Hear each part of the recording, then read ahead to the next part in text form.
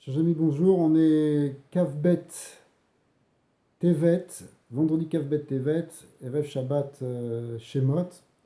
Alors on va faire un petit Dvar Torah pour préparer le Shabbat, mais ça va être un peu différent d'habitude parce que cette fois-ci on va parler des événements qui nous concernent directement, qui concernent le monde directement.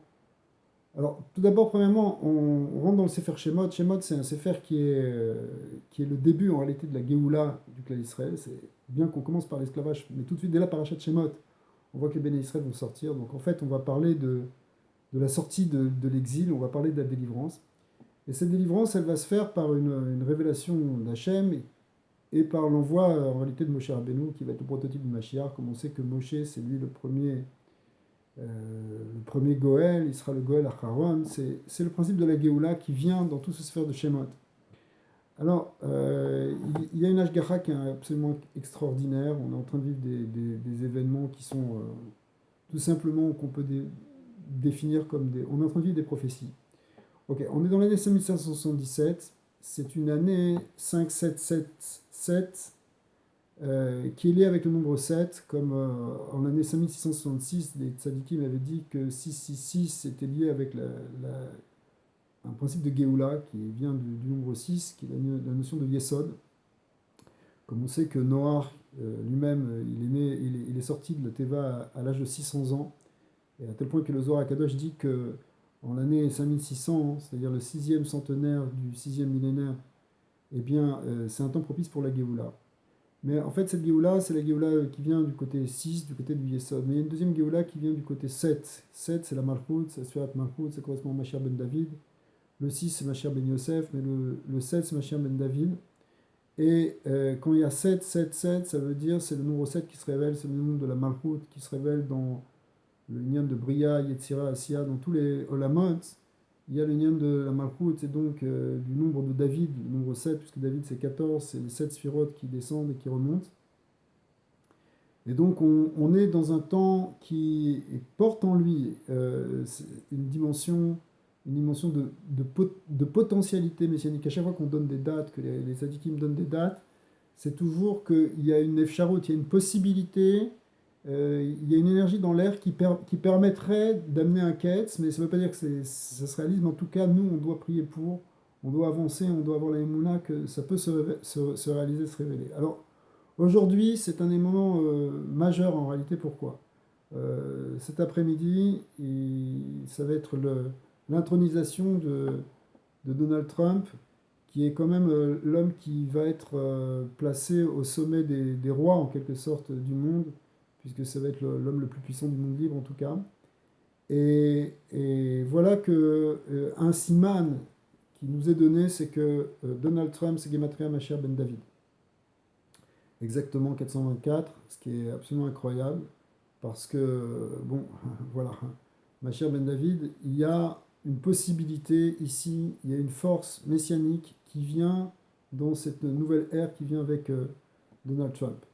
Mais aujourd'hui, il a exactement, et ça a été vérifié, on a pu le constater, on a pu vérifier sur un compteur de jours, que aujourd'hui même, le jour de son intronisation, il a exactement, ce cher Donald Trump, 70 ans, 7 mois et 7 jours.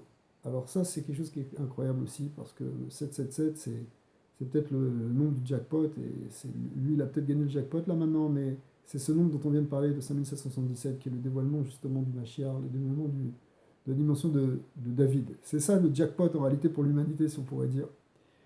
Alors, il porte en lui cette dimension ici, cette dimension messianique. Maintenant, c'est pas seulement ça. On voit que Trump lui-même, la racine de son nom, c'est celui ses ancêtres étaient les fabricants de trompettes, c'est de là que ça vient son nom. Et la trompette, c'est le chauffard. Et dans le chauffard qui est le lien de la Géoula, qui vient du Mashiach. Donc on sait que on va entendre le chauffard Gadol quand Mashiach va venir. Et d'ailleurs, le mot pour sonner le chauffard dans la Torah qui est marqué, c'est le mot troua. Troua qui est basé sur la racine tav resh. Tav resh qui fait aussi troua. Mais cette racine tav resh qu'on retrouve donc dans Trump, comme par hasard, on la retrouve aussi dans la parachute de cette semaine, et précisément dans la montée d'aujourd'hui, dans la sixième montée. on voit le personnage de Yitro. On le voit déjà avant en réalité, mais on le voit surtout maintenant qu'il va donner une bracha à son gendre Moshe. Et Yitro, c'est la même racine aussi, ça vient de Tavresh. Alors c'est que Trump, c'est vrai qu'on l'écrit souvent avec un tête, et c'est comme ça qu'on arrive avec Matré 324, Machar Ben David, mais on peut l'écrire aussi avec un Tav, et on retrouve cette racine de Yitro qu'on retrouve. Et Yitro, qui est Yitro? Yitro, il était le Cohen Midian. Cohen Midian, Rashi il ne nous dit pas le prêtre de Midian, il nous dit l'homme puissant de Midian. Midian, c'est une force. En réalité, même avec Kabbalah, on explique que Midian, c'est la Klipat Midian. C'est expliqué dans le Sfarim de Chassidut que la Klipat Midian, c'est la Klipat de la Sinatrinam, celle de la haine gratuite. Cette haine gratuite qui a détruit le Beth Amikdash et qui fait que si Esav Sonat Yaakov, cette haine que les Goïms contre les Juifs, c'est bien de cette Sinatrinam. Et ça, c'est même Midian. Mais en même temps, Yitro, c'est celui qui, quelque part, est sorti de cette kippa de Midian. Pourquoi? Parce que on dit qu'il a connu toute la Vodazara, et puis finalement, il a tout arrêté pour arriver vers Hachem. Donc, il a un prototype, il est le prototype de celui qui sort de la Klippa, qui retourne ça, et c'est un Gertoshav, en fait. C'est quoi un Gertoshav? Ça veut dire c'est quelqu'un qui est sorti de la Vodazara pour prendre sur lui les 7 mitzvot béné noirs.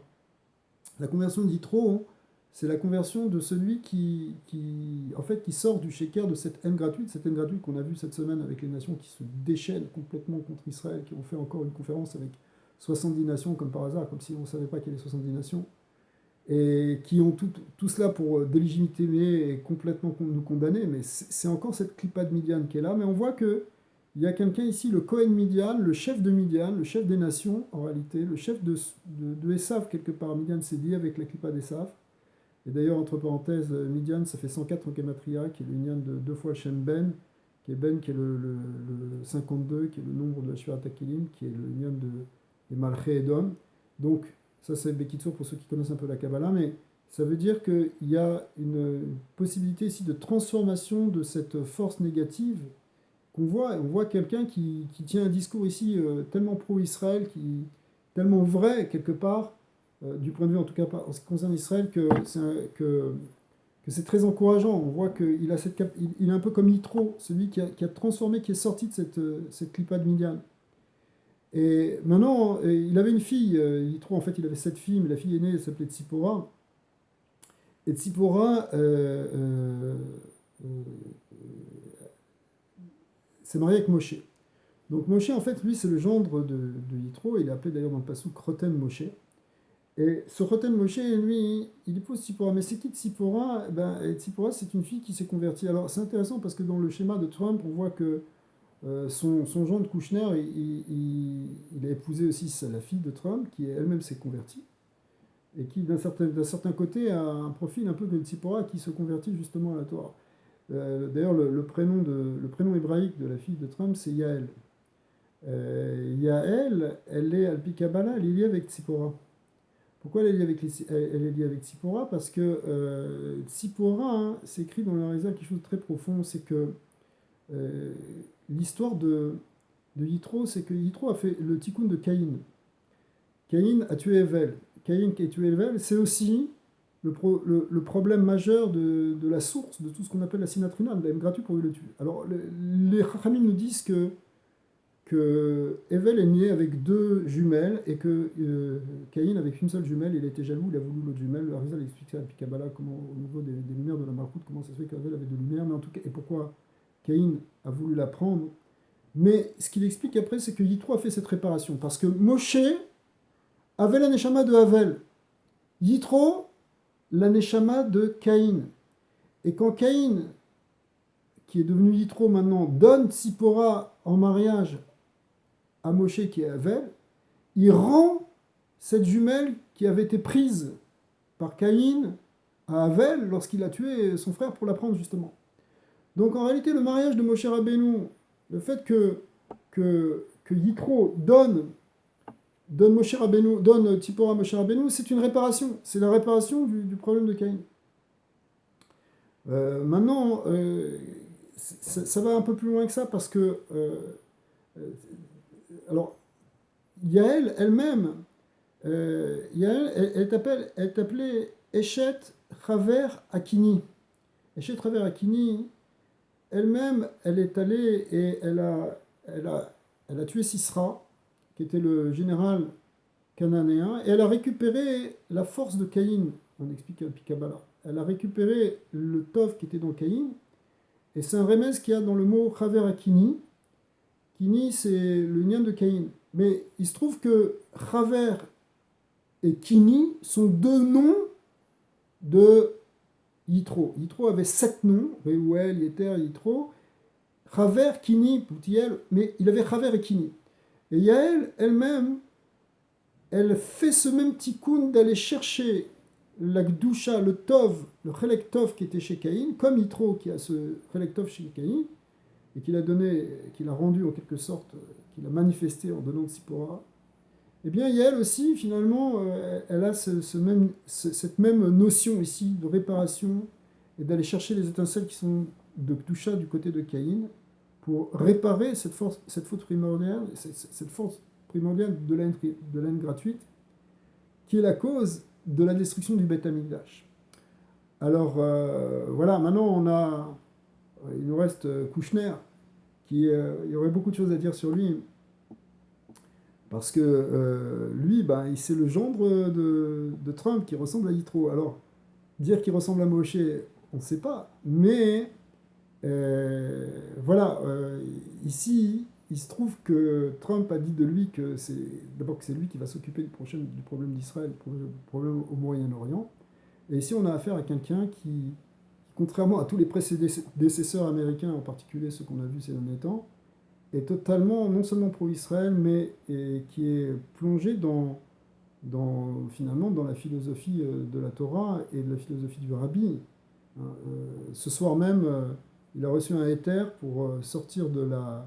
Il a reçu un éther halachique pour repartir en voiture depuis la cérémonie pour aller jusqu'au Bet Rabbah de Washington, la choule, ce qu'on appelle la choule Washington, qui est tenue par le Rav Shem Tov, qui est un très grand shliach du Rabbi, un des premiers shluchim du Rabbi que le Rabbi a envoyé à Washington, quelqu'un qui est extrêmement engagé et qui est très fort. Et ils vont faire Shabbat au Bet Rabbah, et c'est pas, ils vont sortir de la cérémonie de Trump pour aller faire Shabbat au Bet Rabbah. Ça va être un Shabbat incroyable, extraordinaire.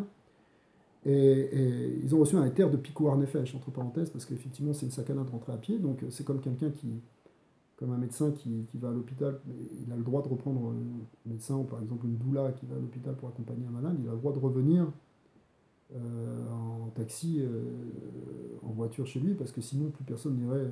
Alors il y a un lien de Pikuar Nefesh, c'est pour ça qu'il a eu un éther. Mais au-delà de ce petit problème halachique, qui démontre quand même une certaine hirat shamaïm, qui montre l'engagement, il y a ici un engagement très fort. Le rabbi a poussé le fait de dire la vérité, de parler émet. Le rabbi avait cette vision de la Géoula depuis le début, et maintenant ce qu'on attend, c'est qu'il y ait des gens qui viennent et qui annoncent et qui poussent vers la reconstruction du Beth Amikdash. C'est ça qui va définir le Mashiach. Alors, c'est pas forcément un Israélien qui va dire ça, ça peut être un juif américain aussi, qui pousse à faire le Beth Amikdash. Quand Rabbi Akiva, le Rambam dit que Rabbi Akiva, quand il a cru que Bar Korba était le Mashiach, il s'est pas trompé. C'était pas une erreur du tout. C'est simplement qu'après Bar Korba, il s'est disqualifié parce qu'il a fait une alliance avec Edom, ce qu'il n'aurait pas dû. Mais au départ, il avait une potentialité d'être Mashiach, et Rabbi Akiva l'a poussé. C'est-à-dire que pourtant, Bar Korba, ça n'a pas l'air d'être un prophète, c'est quelqu'un, mais c'est quelqu'un qui était attaché au tzaddik, qui était attaché à Rabbi Akiva. Son Rebbe, c'était Rabbi Akiva. Rabbi Akiva, il avait une forme messianique, comme c'est marqué dans le Harizal, que Rabbi Akiva, il avait une dimension messianique. Il avait une neshama de Mashiach Ben Yosef. Mais à l'extérieur, ça passait par Bar Korba. Alors, Bezat Hashem, on espère que ce Kouchner aussi, qui, dans la Gematria 656, c'est la même Gematria que Sasson, il va nous amener le Sasson, qui est la Simcha justement du Mashiach, et qu'on va entendre grâce à lui le son du chauffard. C'est pour ça que Kouchner en Gematria, ça fait Gematria Sod Shofar. Alors Bezat Hashem, on va voir le Sod Shofar, et on va voir que la Malchut, elle va revenir à Israël. Cette Malchut qui venait de Odou vers Ad Kush, qui montait depuis le haut jusqu'en bas, qui va pouvoir se redévoiler à nouveau avec la venue de Mashiach dès ce Shabbat Bezat Hashem.